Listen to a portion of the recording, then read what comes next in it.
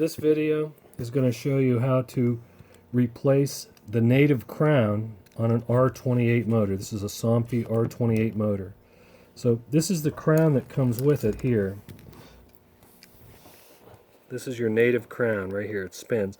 So the way I remove it is I take an X-Acto knife and I just push in the center to split it apart.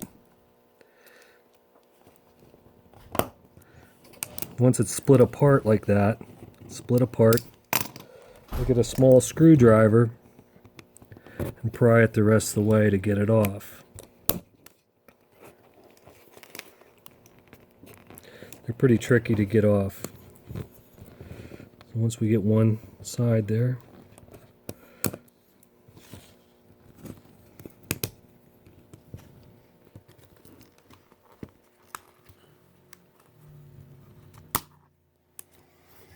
so we slide that off. Now on our silhouette crown, this is our silhouette crown, it's actually two-piece. So what we do is we slide this on the tube and then put it where the native crown was. And then this part will slide into your existing silhouette tube. So that's how we replace a native crown. But you really do have to pry it apart with this X-Acto knife. You got to be really careful. You can see the Band-Aid. All right, good luck.